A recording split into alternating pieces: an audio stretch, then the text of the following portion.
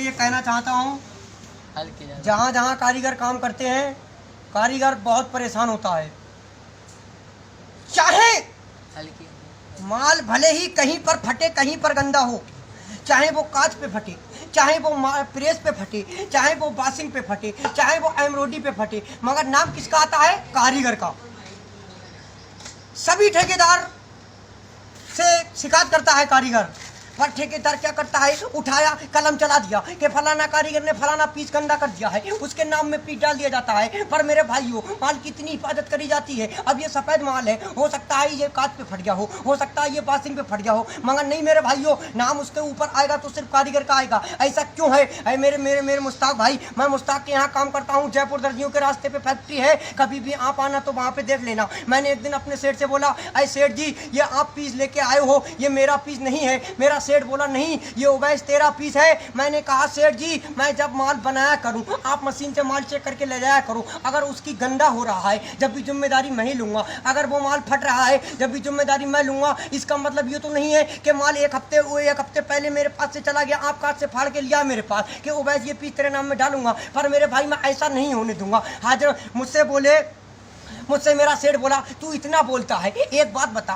तू सिलाई का काम कब से करता है? तेरे को पता नहीं है कि कोई भी कहीं पर भी माल बिगड़े, कारीगर की जिम्मेदारी होती है। मैंने कह दिया, अरे मुश्ताक भाई, अगर कारीगर की जिम्मेदारी यहाँ तक की है तो कारीगर की जिम्मेदारी ये भी हो सकती है कि जब तक बच्चा पीस पहन के फाड़ ना ले, जब भी ये भी जिम्मेदारी कारीगर की होना चाहिए। अब ये देखिए मेरे भाइयों, ये सफेद माल बना रहा हूँ मैं, इसकी जिम्मेदारी मेरी अब खत्म हो गई बिल्कुल। ये देखो, बिल्कुल मैंने VIP करके माल बनाया है। अब मैं इसकी गड्डी बना रहा हूं। अब ये मेरे पास से माल प्रेस जा रहा है। अब मुझको पता नहीं है कि ये माल प्रेस पे गंदा होगा या कांच पे गंदा होगा या एम्ब्रॉयडरी पे गंदा होगा, पर नहीं, उसकी जिम्मेदारी मुझको लेना पड़ेगी। हालात तक कि मैंने एक दिन ये भी कह दिया था कि जब तक ये पीस फट नहीं जाए, जब तक कस्टमर से इस पे मेरी चिट लगा के कह देना, कस्टमर से कह देना कि ये पीस फट जाए तो फिर दोबारा ओवैस करने लाना। ऐसा नहीं है मुश्ताक भाई, आपसे मैं 50 बार बोल चुका हूँ, आपने वही रेट आज तक रखा है। हम 700 किलोमीटर दूर आके यहाँ पड़े हैं, हम कहाँ के रहने वाले हैं, हम जिला पीलीभीत से आए हैं। आपको पता है,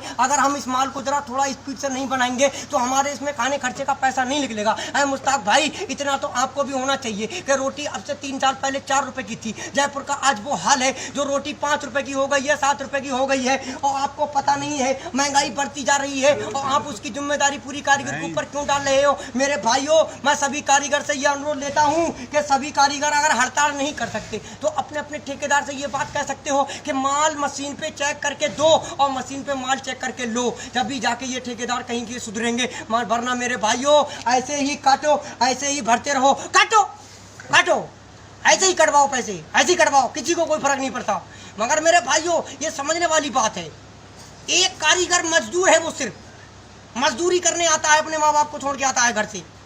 अगर उसको महीने में 15-16 हज़ार रुपए नहीं बचेंगे तो वो प्रदेश में क्या काम करेगा? अरे 200-250 रुपये तो वो घर में भी कमा सकता है। मगर नहीं मेरे भाइयों, इन ठेकेदारों से अनुरोध है, सभी ठेकेदार भाई और कारीगर भाई मेरी बात सुनते हो तो मेरी वीडियो को लाइक करना और इसको आगे से ज़्यादा फैलाएं, ताकि हर कारीगर तक मेरी वीडियो पहुंचे। और भी किसी भी कारीगर का पैसा नहीं कटना चाहिए। कारीगर की सिर्फ जिम्मेदारी मशीन की होती है, वो मशीन से माल चेक करके ले, अपना हेल्पर भेजे, माल चेक करके ले जाए, माल चेक करके यहाँ पे माल दे जाए, बस बात खत्म। अब आप सोचो कि जब तक कस्टमर पीस पहन के फाड़ ना ले, जब तक की जिम्मेदारी है, तो मुश्ताक भाई साहब, आप आपसे हाथ इतने जोड़ते हैं, मैं आपसे हाथ इतने जोड़ रहा हूँ, मेरा हिसाब कर दीजिएगा, मुझे घर भेज दीजिएगा। मुझे ऐसी जगह काम नहीं करना है कि जहाँ पर आए दिन अल्टर।